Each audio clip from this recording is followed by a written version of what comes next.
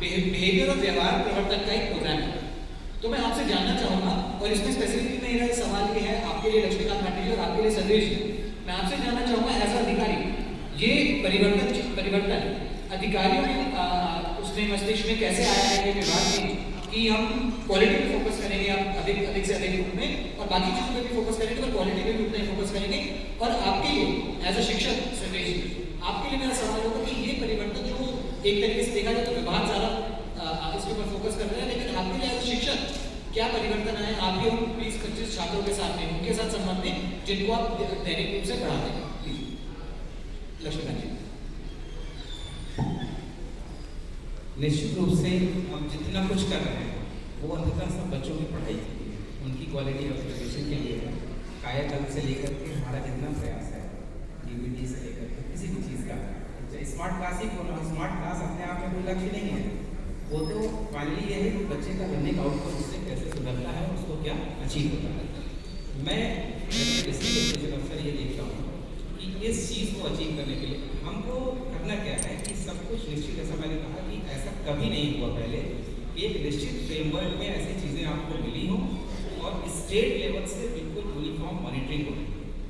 उसी चीज़ को हमको उठा करके जिले लेवल पे करना है कि हम जिले लेवल पर उन पूरी चीज़ों को कैसे क्लासरूम से लेकर के जिले लेवल तक कैसे लागू करते हैं, ब्लॉक पर पीओ कैसे उसकी मॉनिटरिंग करते हैं, मैं डिस्ट्रिक्ट पे कैसे करता हूँ और हमारे टीचर कैसे करते हैं। उसमें सबसे बड़ी ज़रूरत यही है कि जो हमारे टीचर्स हैं उनका मोटिवेशन और कंटिन्यूअस मोटिवेशन। उसके लिए जैसे मैं 2 एग्जाम्पल दूंगा। सबसे पहले तो हमको स्वयं अपने तरफ लीडरशिप दिखानी पड़ती है। टीचर की अगर कोई व्यक्तिगत भी समस्या है, उसकी सेवा संबंधी समस्या है, तो उसको एक विश्वास होना चाहिए कि तुरंत दूर हो जाएगी। उसके लिए हमारे पास भी देखिए फिर टेक्नोलॉजी बेस्ड सारी चीज़ें हैं, चाहे मानव संपदा और सारी सब चीज़ें हैं। फिर हमने क्या किया कि जैसे मैं एक एग्जाम्पल दूंगा कि हमने 2 चीज़ें शुरू की। हमारे सारे 13,000 शिक्षक या शिक्षाविद व्हाट्सएप ग्रुप से जुड़े थे। हमने ERP ग्रुप बनाया और एक सेंट्रल शिक्षक बनाया। हमने 6 दिन जो हमारे वर्किंग डे हैं, एक दिन अल्टरनेट करके चीज़ों को डाला कि 1 डे 1 टास्क।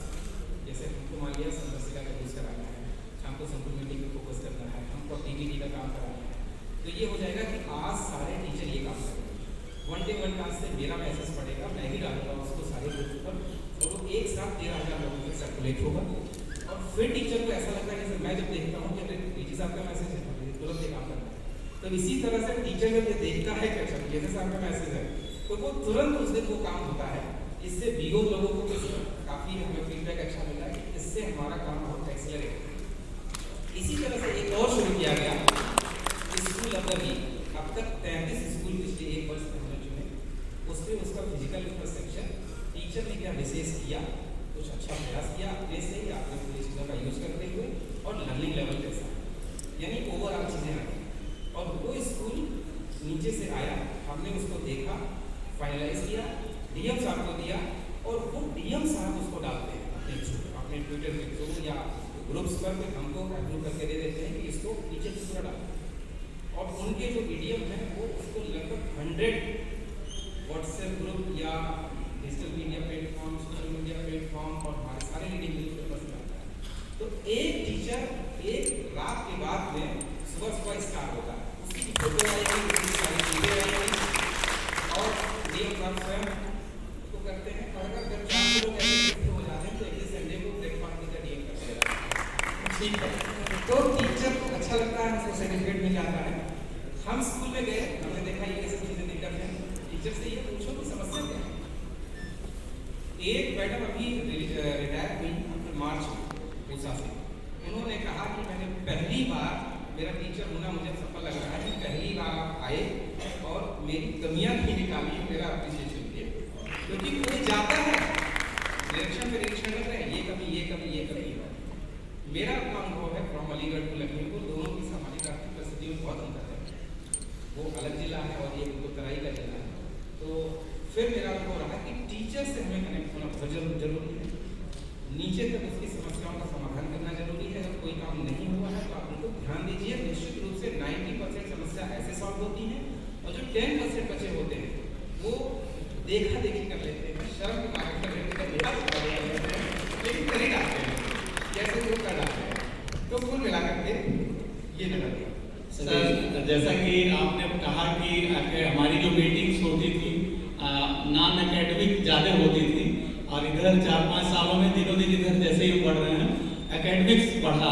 अब योजनाओं की समीक्षा 25% में होती है, 75% हमारी संदर्शिकाओं पे, हमारी सूचियों पे, हमारे वर्कबुक पे, हमारे उसके अंदर इनोवेशंस पे, ICT के यूज पे, इस पे होता है। क्लासरूम के अंदर जो परिवर्तन आए हैं वो कुछ अगर मैं बताऊं एग्जाम्पल के सहारे कि पिछले साल पहली साल जब स्कूल रेडीनेस कार्यक्रम चला है हमारे स्कूलों में, तो स्कूल रेडीनेस कार्यक्रम के लिए 12 सप्ताह का कैलेंडर जारी हुआ, और उसमें बहुत छोटी छोटी गतिविधियां लिखी थी कि पहले सप्ताह में पहले दिन में ये होगा, दूसरे दिन में ये होगा, तीसरे दिन में। वो कैलेंडर शुरुआत में हम लोगों को प्रिंटेड नहीं मिला, बल्कि व्हाट्सएप के माध्यम से जाता था, बाद में प्रिंटेड भी मिला। और उसका परिणाम ये हुआ कि हमारे टीचर्स ने उस जो भी उसमें इंस्ट्रक्शंस थे, हम सभी ने उसको बहुत अच्छे से फॉलो किया। और आप सभी ARPS RD या शिक्षा अधिकारी यहाँ बैठे हुए हैं, आप स्कूलों में निरीक्षण करते होंगे, आपको सबसे अच्छा बच्चा अगर क्वालिटी में बोले मिलता होगा, इस साल क्लास सेकंड का मिलता होगा। आप सभी लोग हाथ उठा के बताएं कि मिलता है कि नहीं मिलता। उसका सबसे बड़ा अगर रीजन है जो मैंने खुद महसूस किया कि उन बच्चों के ऊपर एक स्ट्रक्चर्ड पेडागॉजी हम लोगों ने 12 सप्ताह का कैलेंडर उनके ऊपर इम्प्लीमेंट किया, और छोटी छोटी चीजों को बिल्कुल सलीके से उनको सिखाने का प्रयास किया। सेम ऐसे ही जो हमारी संदर्शिकाएं हैं, जो हमारी संदर्शिकाओं का जो सिखाने का जो तरीका है, वो उसके जो एक्सरसाइज बुक्स बच्चों को दी गई है। अगर हमारे जिनमें टीचर्स ने सिस्टमेटिकली उसको यूज किया, निश्चित तौर पे उसके उस क्लास के बच्चे अपने लक्ष्य के बहुत नजदीक पहुंच चुके। लेकिन अगर हम पेशेवर जैसे परंपरागत रूप से हम पढ़ाते थे कि भाई हम गए बोर्ड पे कुछ लिख दिया, फिर बच्चे उसको कॉपी कर रहे हैं, बच्चे दोहरा रहे हैं, एक वीडियो में भी हम लोग देख रहे थे। तो अगर हम उसी तरह से परंपरागत तरीके से चल रहे हैं, तो हमें अपने लक्ष्य को अचीव करने में थोड़ी ज्यादा डिफिकल्टी महसूस हो रही है, और इस नाते शायद हमारे बच्चे उसमें पीछे रह जा रहे हैं जिस स्तर पर उनको पहुंचना चाहिए। तो ये परिवर्तन भी आया है। जब हम अभी लाइब्रेरी का दूसरा एग्जाम्पल लेते हैं, हर क्लासरूम में रीडिंग कार्नर आपको देखने को मिलता है। अभी तक हमारी लाइब्रेरी किताबें हमारी अलमारियों में ही बंद रहती थी। ऐसा नहीं कि इसी 4 साल में लाइब्रेरी किताबें हमारे पास आई हैं, इसके पहले भी आई थी 2 बार, बट उनका पैसा आता था हमारे खातों में 5,000 रुपए, कभी 8,000 रुपए। लेकिन वो किताबें जब आती थी तो हम लोग अपनी अलमारियों में रख लेते थे कि कभी इसका ऑडिट हो तो हम दिखा पाए कि जितनी किताब हमको मिली थी उतनी है कि नहीं। लेकिन आज हर क्लासरूम में रीडिंग कार्नर बना दिया गया है, और किताबें खुले में उसको बहुत सारे टीचर्स ने इसमें इनोवेशंस भी किया। उसको रखने का तरीका बच्चों के पहुंच से थोड़ा दूर भी हो और पहुंच में भी हो, बच्चे रोज उसको देख पाए, समझ पाए, उसके अकॉर्डिंग कुछ उससे पढ़ना सीख पाए, गणना करना सीख पाए। तो ये एक 2 एग्जाम्पल मैंने दिया जिसके सहारे आप समझ पा रहे होंगे कक्षाओं में किस तरह से परिवर्तन आया। बहुत बहुत धन्यवाद सर्वेश जी। एक चीज जो क्लियरली निकल करके आ रही है कि हमारे शिक्षक सब इतने उत्कृष्ट हैं, इतने ज्यादा क्वालिफाइड हैं, इतने केपेबल हैं कि अगर उनको जितने उपकरण हम दें, चाहे लाइब्रेरी की बात हो, स्मार्ट क्लास की बात करी गई, टेक्नोलॉजी की बात करी गई, ऐप्स की बात सुबह से हो रही है, हमारे जितने उपकरण हम उनको दे रहे हैं, जितनी टेक्नोलॉजी हम उनको दे रहे हैं, जितनी चीजें हम उनको दे रहे हैं। आज यहाँ पे एग्जीबिशन लगा हमारे कॉन्वर्सेशन चार्ट का और हमारी संदर्शिकाओं का, आप में से कितने साथियों ने उसको देखा? हमारी जो एग्जीबिशन लगी देखिए कितने सारे हाथ। तो जितने उपकरण हम अपने, जितनी इक्विपमेंट, जितनी चीजें हम अपने क्लासरूम्स में दे रहे हैं, शिक्षकों को दे रहे हैं, शिक्षक उसका उतना ही इस्तेमाल कर पा रहे हैं और कक्षा वातावरण में उसको एक अच्छे तरीके से सृजित कर पा रहे हैं। लेकिन इसमें मुख्य जो रोल रहता है, एक कम्युनिकेशन का रोल रहता है, एक प्रशिक्षण का रोल रहता है, साथ ही में मोटिवेशन का भी रोल रहता है शिक्षकों के साथ।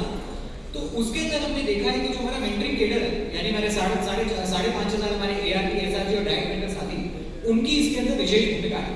अगर मैं आपसे छोटा सा एक गणित की बात चलती है, मैं आपसे एक छोटा सा अगर एक आंकड़ा शेयर करूं, जनवरी-फरवरी तक जो है औसतन एक महीने में करीब 60 से 70 हजार यूनिक विद्यालय विजिट होते थे मेंटरिंग में। लेकिन फरवरी से हमने एक लक्ष्य साधा, हमारे सब SRG ARP साथियों ने, डायरेक्ट मेंटर साथियों ने लक्ष्य साधा कि इस महीने प्रत्येक विजिट जो हम करेंगे यूनिक ही करेंगे और 2 घंटे से अधिक करेंगे। और परिवर्तन ये आया कि फरवरी जो कि एक छोटा महीना है, उसमें भी 1,06,000 यूनिक विद्यालय हमारे ARP SRG साथी, आप सब साथी कर पाए। तो सर एक आपने बात करी है, मैं सर ये सब सवाल मैं खत्म करता हूँ। मेरा इसमें सवाल है राजेश जी से कि as SRG, as a mentor जो इसमें 3 साल से मेरे ख्याल अभी करीब काम कर रहे हैं, आपका अनुभव कैसा रहा है शिक्षकों से संवाद करने में, शिक्षकों से प्रशिक्षण करने में, उनसे उनकी हैंड होल्डिंग करने में, कि इन सब चीज़ों से इस व्यवहार परिवर्तन के कार्यक्रम में हम उनको अपने साथ जोड़ पाए, उनको अपने साथ दे पाए और उनको ओनरशिप दे पाए। राजेश।